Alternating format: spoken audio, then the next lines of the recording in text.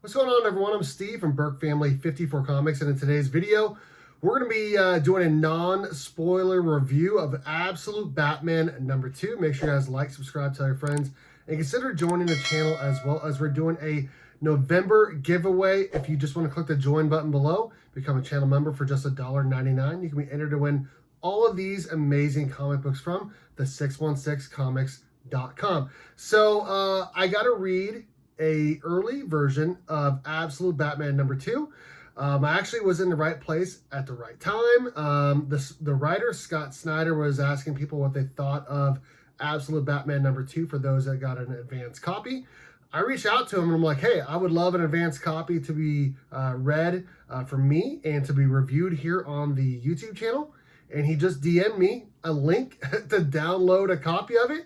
And I was pretty stoked. I'm not going to lie. I've done this before. I've replied to a couple of his tweets. Never gotten anything, no reply or anything. This time, right place, right time. And he replied. And I'm super thankful and happy.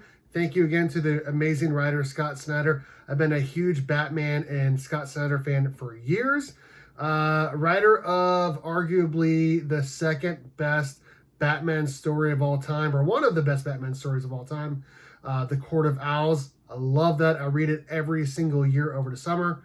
Love that story. Let's get right in here to Absolute Batman #2.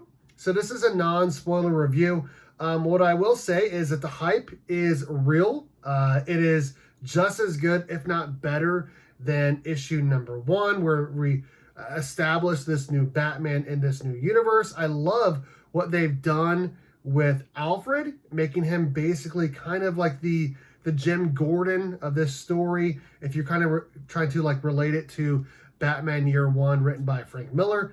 Very, very, very similar art as well. It picks up right after what happened in issue #1. We're going to see lots of really awesome stuff from Batman fighting the party animals. And yeah, I mean, he does everything he did in issue #1. It is a great book, and there's some funny things as well that you'll get a kick out of when you read it. Also, they keep adding more characters to this new universe, and you're not quite sure whether these guys are good or bad or what's going on. We got a quick look at Killer Croc in the first issue.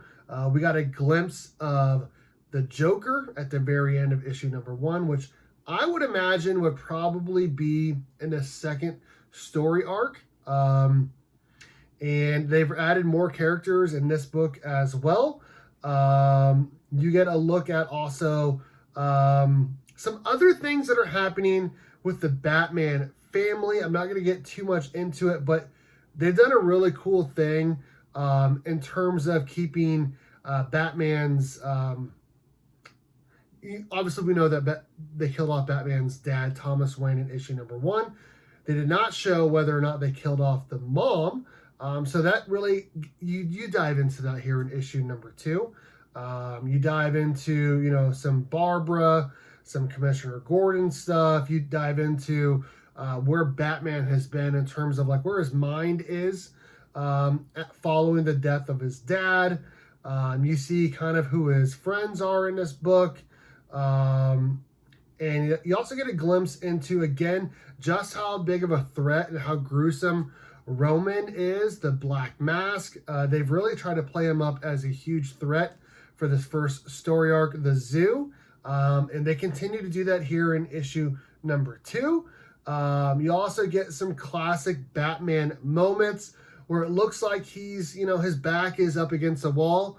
There's nowhere for him to go, but he somehow finds a way out, and he does it in pretty funny fashion as well, kicking some butt along the way.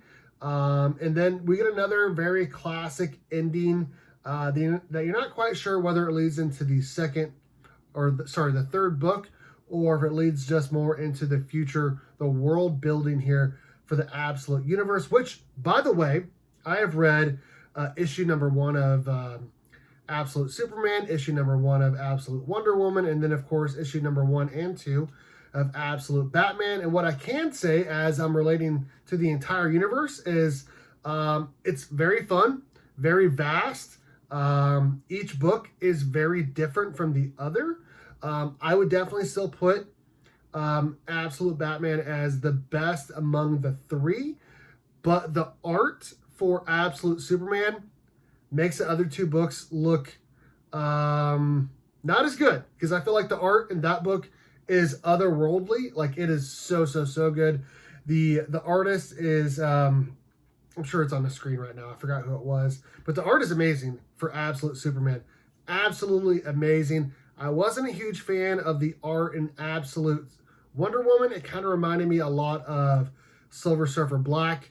Not the best, but in terms of writing, I felt like that book was the best at, having a start point and an ending point, and just kind of, going right through the story throughout the issue. All the others kind of, jump around a little bit. So, but as I get back here to Absolute Batman number 2, love the book, love the issue. I'm very, very, very excited as we dive into more of this Absolute universe from DC, kind of their ultimate line, as it relates to, of course, the Ultimate Universe here from Marvel. This is basically the ultimate line for DC, and they're calling it, again, of course, the Absolute line, which this kind of plays off of Absolute Power from DC, that whole event that just recently came out. I enjoyed it. It felt kind of long because I read all of the tie-ins. So if you didn't read all of the tie-ins, you may not think it was that long, but it felt like it was kind of long. Some of the books were better than others. I loved Green Arrow. I thought that was great. I love Superman. I love the main story as well. Batman was okay. It was just okay. But it definitely led into the All In book, which was interesting the way they had it, like, one story going this way, another story going that way. If you read the book, you know what I'm talking about, the All In special number 1. But Absolute Batman number 2 coming out this week, November 13th at comic book stores. Great issue. If you loved issue number 1, you're definitely gonna love issue number 2. I give it a solid 9.5 out of 10. I enjoyed issue 1 a lot. I loved issue 2 just as much. I'm still not like the biggest fan of the art at times. Overall, it's pretty decent, but when it comes to like facial expressions, I'm still not the biggest fan of that. But the writing, of course, from Scott Snyder is amazing. He's an award-winning writer for a reason. Sorry, it's at the end of the day right now. I'm super tired. But I really enjoyed it. I think you guys will as well. Again, I'm Steve from Burke Family 54 Comics. Let me know in the comment section what you guys think about today's video. Are you looking forward to issue number 2 of Absolute Batman? All of that and more. All right, guys. Thanks for watching. And as always, go Cats! Cowabunga! It's Orphan time!